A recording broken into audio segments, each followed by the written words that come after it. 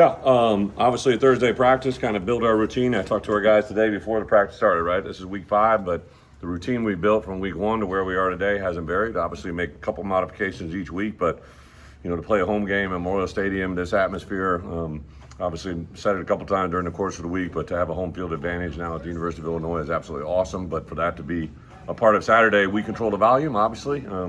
But 11 o'clock kickoff, I know everybody might have set their alarm a couple hours earlier than you would for the 6 p.m. kickoffs, including our student section. So super excited. I know there'll be a good buzz in the air.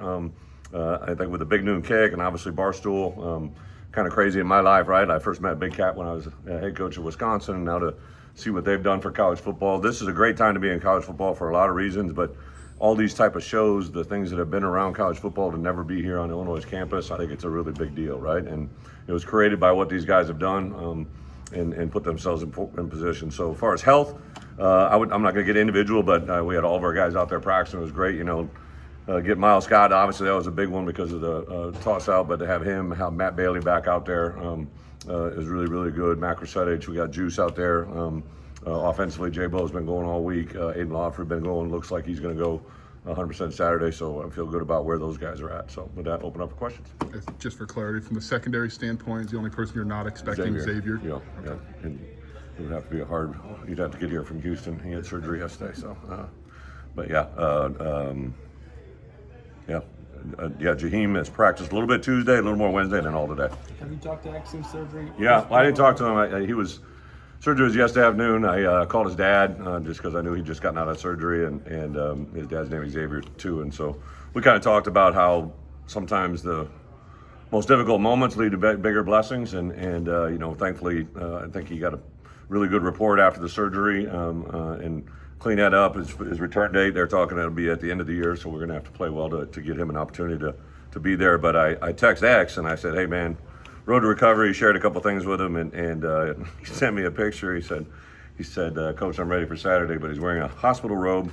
I had a couple, I'm sure IVs or whatever's in his arm, and I told him I still think you're a little bit under the sleeping medication you were on for that surgery, and he was smiling. But he'll be with us in spirit, and actually he should get back late today, so I know he'll be over here on the sideline. What can Juice add? I mean, you've been kind of waiting on him for. Well, depth, right? We've had a lot of guys rolling at that cornerback position, and literally we were in the game at the end with our 4th free safety. I mean, I put a guy that's normally a boundary safety to free safety, so depth in that room is big. And then I've also challenged those guys like, we're game 5, right? So freshmen that we've had playing and repping during practices, I need those guys to step up. I remember a day when Miles Scott was a big-time special teams player for us, Dylan Rosiak, right? All these guys that are now major players for us that made their hay early on in their lives as a special teams guy. So those guys need to pep up because this guy as a returner is about as good as they are. I am curious what you see from the USC defensive front. They're very statistically productive. What do you see out of them? Long, pretty, athletic. They run a little bit of everything up front, bring a lot of pressures. Obviously, cover one team, but they run a little bit of everything. 3-4-2.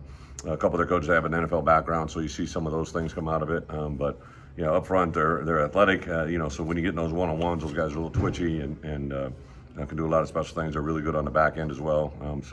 Got a tremendous challenge for our offense, but I think our guys have had a good week of practice and are excited. Do you imagine any changes personnel-wise on the offensive line this week? Well, we've repped some guys in there, but nothing from a starting 5.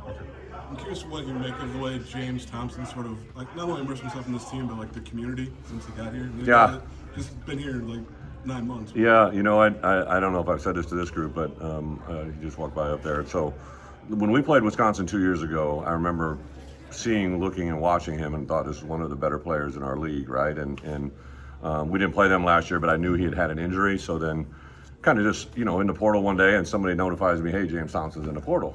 And so Jimmy Leonard, who obviously was here, Jimmy and I are very close. And so I hit Jimmy up and I said, hey, James is in the portal. What do you think? And also, could you help us if we make a move? And he literally, Jimmy Leonard said to me, because he's been around me a long time, he said, Coach, if you can get James Thompson, you will change his life and he will change yours. And I think that's exactly what has happened. He just very magnetic. Pete Wyden, who's my DFO, Pete was with him at Wisconsin, and when I went in and asked him about James, I said, hey, with James, he's like, Coach, he's your kind of guy. They call him Unc. He's going to look like, I always say this, he looks like he's 30 and he talks like he's 50, right? But in his maturity level is just just awesome. But from a football player, he's really big, he's really long, he's really powerful. So he plays a really good extension, which is what we love. And I think he's really starting to come into his own. We got to do a good job of maximizing his skill set. I think him and Gabe have built a pretty good relationship that is pretty awesome for me to watch. I just wish I had him for multiple years because I think we could turn him into something really great. What was the message for the defense this week during practice? Was it stay the course, trust the process, or was it we got to make some changes and tweak some things? No, we don't want to give away game plan, right? But yeah, I think one thing that we always talk about is once you put things on film, that's reality, right? That is what it is. But I think for us, defensively, we got to get guys that have been here a while playing fast, right? And if there's anything that was slowing them down, I think we want to make sure we eradicate that or do whatever we have to do to get them to play fast, play physical, and be productive. So I think there's some things that really probably, to answer your question directly, a little bit of both, right? But every week has that. This USC offense is, there's similarities of what we've seen, but they're also completely different. Quarterback is obviously one of the most efficient guys in the league, so he can run, he can throw the ball, but he also can run it pretty good. And then our running backs are very talented as well. And they kind of, we watch them. Obviously, I watched film from them a year ago before we got this film this year. The engagement of their tight ends is pretty impressive. What is Colin Dixon? He's starting to get going a little bit. What's Yeah. he meant to your offense, and what does he add for Luke? Colin is he's just kind of like this quiet kid that doesn't say a lot and does a lot, right? Like the kind of kid you really would love to be around every day. His upside is off the charts, but I think you're starting to see the confidence. And I think also in any good relationship, the wide receiver quarterback relationship is huge. And I think, there weren't a lot of highlights last week, but that was one of them. And you could see that materialize during the course of the week. And I think once you do that once, there's this expectation, desire, drive, whatever you want to say, like to have that happen again, And I know in Steph's room, he really leans on him, even though he's a third-year player. He's like a fifth-year player, maturity-wise. Him and Hank are really close. I think he does a really good job with Hudson and J-Bo, and to have those guys continue to grow has been pretty awesome. As healthy as you guys are, maybe going to this game, especially compared to Saturday, can that be a mental boost where maybe it's I think kind of back to normal? It's one thing to physically be out there, but like we knew when we didn't have X. X isn't a really vocal guy, but he's a man of actions, right? Like Xavier was your presence, you felt him a lot, right? So I knew when we didn't have him, there was going to be something of that, and then you lose Miles midway through the first quarter, right? That's like Miles isn't a big talker, but he's a really good man of action. He's a green dot. So I think then, now to have Miles and Matt have another couple weeks of preparation where those two guys are our voice, I think that gives people a lot of confidence. I always say volume reflects confidence, I say it to my 6-year-old when she's doing her math problems, and I say it to my 26-year-olds or how old some of these guys are, right? Like if they give me an answer, it's like, there's a difference in, hey, the call is right?